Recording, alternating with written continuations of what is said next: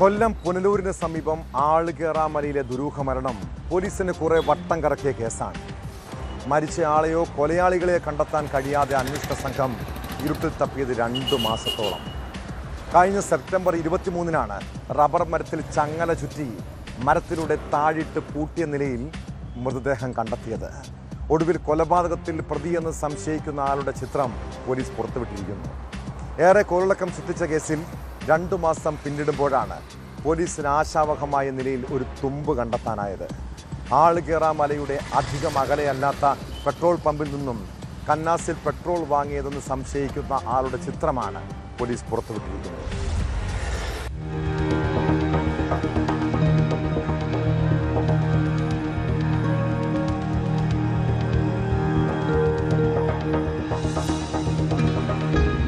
നാടിന് നടുക്കിയ കൊലപാതകം നടന്ന് 2 മാസം പിന്നിടുമ്പോഴാണ് പോലീസിന് ആശാവഹമായ നിലയിൽ ഒരു തുമ്പ് കണ്ടെത്താനായത്.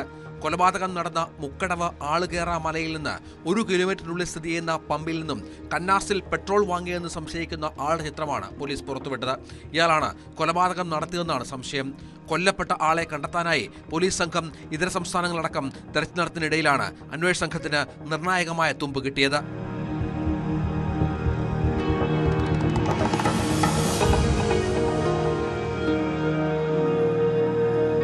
സെപ്റ്റംബർ 23-നാണ് പുനലൂർ മൂവാറ്റുപുഴ പാതയിൽ മുക്കടവ് പാലത്തിന് സമീപം ചെങ്കുത്തായ മലമുകളിൽ മൃതദേഹം കണ്ടെത്തിയത്. വലത് കൈയിലും കാലുകളിലും ചങ്ങല ചുറ്റി റബ്ബർ മരത്തിലൂടെ താഴിട്ട് പൂട്ടിയ നിലയിലായിരുന്നു മൃതദേഹം. വസ്ത്രങ്ങളൊന്നും ഉണ്ടായിരുന്നില്ല.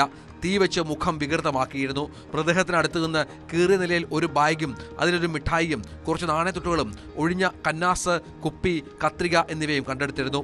സ്ത്രീയോ പുരുഷനോ എന്ന് അറിയാത്ത നിലയിലായിരുന്നു ആദ്യം മൃതദേഹം കാണപ്പെട്ടത്.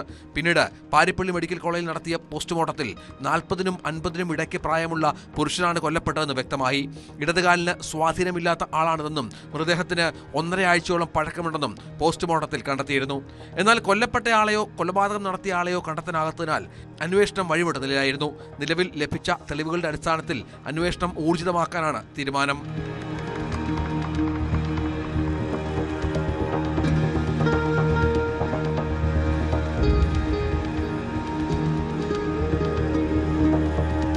ന്യൂസ് 18 പുനലൂർ.